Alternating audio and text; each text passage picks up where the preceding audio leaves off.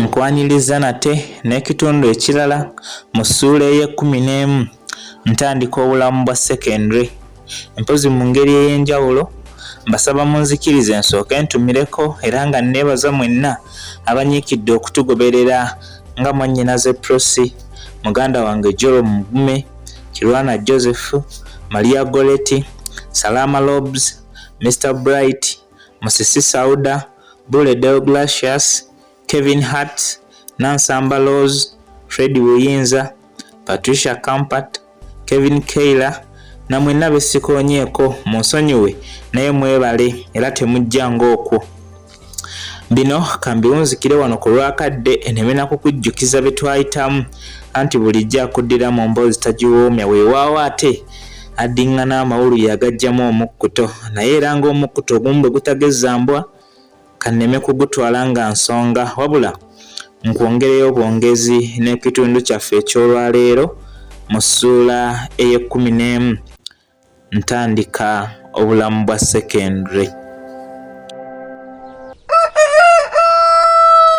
Oluwummula olwali oluwanvu bwe lutyo nga luweddeko, nze y'omu bye nali nsinga okwesunga kwali kwambala ku mpale empanvu ku essomero kwe baali bansuubiza okutwalibwa abaana abalenzi nga ze beenaanika. Kitange ebyennyambala ku luno ye yabiwomamu omutwe bw'atyo nanfunira eggwale liri lye baali bayita lugogoma. Naye kino tekyasooka kuntengula kuba ensonga nze gye nali nsinziirako okugisiima yali yakuba nti mpanvu ng'ebirala sibifaako. Wabula ekituufu yo yali nnene ekiyitiridde era nga bwe ngisibako olukoba ekola engeri y'olusogo mu maaso wamma ng'olowooza eyanikiddwa ku kiti. Ate ne wansi ku bigere nga yagejja bye yayagala n'esinziira okwo okubuutikira engatto yange ng'egibikka obutagiganya nsajja yattu kulaba ku njuba. Okusoma nga kuzzeemu ku luno mmange yennyini ye yantwala ku ssomero era ng'oggyeko ebitabo n'ekkalaamu twagenda kumu n'ebbaluwa eyali yampeebwa okuva ku wotannava enkakasa nti omutendera gwa pulayimale nali nguvvuunuse. Ekituufu ebibuuzo nali nabiyita bulungi okusinziira era bye nakungula nga bidya mu bye nasiga, wabula kye neewuunya nti ate Olungereza si lwe nali nsinze okuyita obulungi nga bwe nali ndowooza.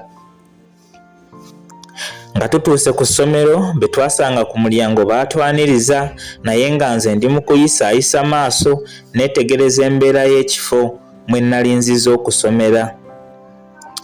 Bwe twavaawo twagenda butereevu mu yafeesi y'omukulu w'essomero wabula twasanga akyalina baakolako bw'atyo n'atusaba okugira nga tumulindiddeko wabweru era ne tukola tutyo.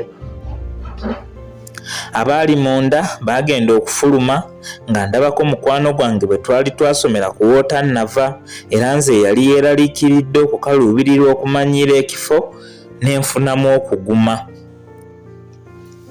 Bwe baggwaayo naffe twasabibwa okuyingira bw'atyo maama nankulemberamu. Omukulu n'omukulu baasooka ne boogerezeganya nga nze mbunidde era nga tebanfaako nnyo wadde nze buli kye baali boogera nga kingwa mu kutu nga n'amaaso nga kanulidde buli kye bakola.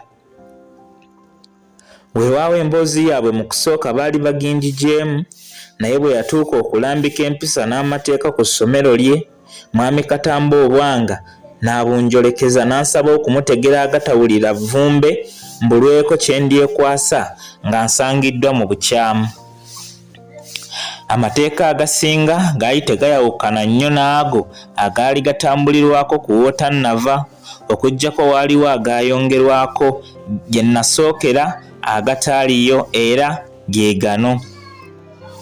Yantegeeza nti kyali kizira nga n'okutta kitta omuyizi okukwatibwa mu bikolwa byonna ebyekuusa ku mukwano ogw'obufumbo era nti singa okwatibwa eryo lye libeera ekkomo lyo okubalwa ng'omuyizi wa mpandeemu. Mbutuufu etteeka lino teryampisa bulungi era lyali balwejiira ddala kasonsomolera ng'eriggwa ly'ettovu erisonsomolera ne gye litafumise. Kuba ddala neefumiitiriza nzirako ewaabwe okubeerawo nga tewali gwe mmwenyeza nebwalabwala nga ndaba nnyinza obutasobola. Naye wadde nali maze okuloza ku buswandi bwagwo, oluvannyuma nasalawo ŋŋume anti bw'ogenda ebulyambwa naawe bw'otagiyiga nga wakulemye. Ate etteeka lino nakirabanga lyakunnyambako okutuukiriza bye nnali nasuubiza gwe naleka ku kibuga. Ku tteeka lino mwami Katamba yagattako nti n'ebintu ng'essimu, leediyo n'ebirala ebirina oluganda ku bino byali tebikkirizibwa muyizi yenna ng'oli ku ssomero, era ekibonerezo ekyali kisibiddwa n'omusango guno nga nakyo si kiwoomu.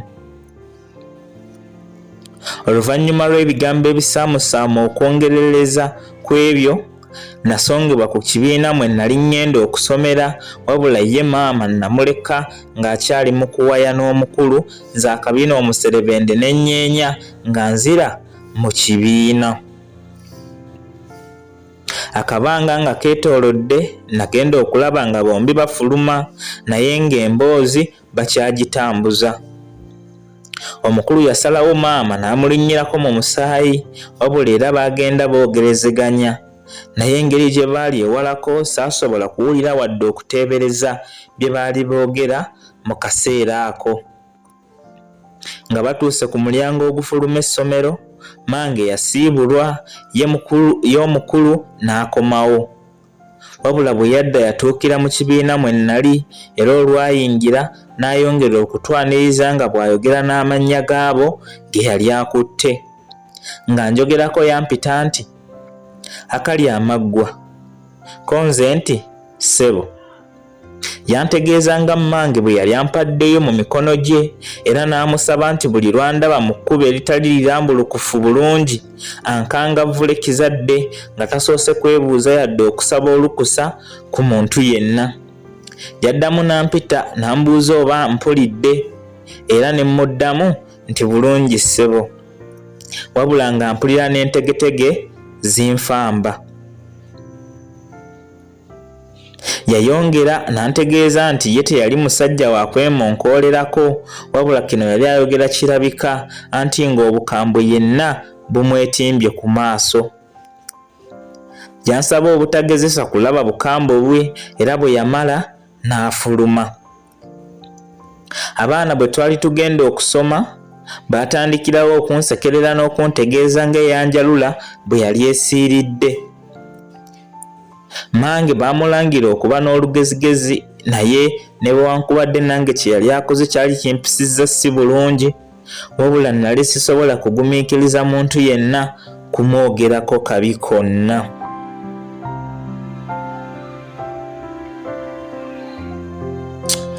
Ampuliriza omulungi, kankusaba onzikirize nsooke nkome wano n'ekitundu kyaffe eky'olwaleero mu ssuula eno ey'e11 ntandika obulamu bwa secondary, mpaka omulundi omulala bwe tunajja twongerereze ku bino ate tumanye biki ebyaddirira. Atakuumira mpeera abankuumire, mubeere bulungi era mweraba.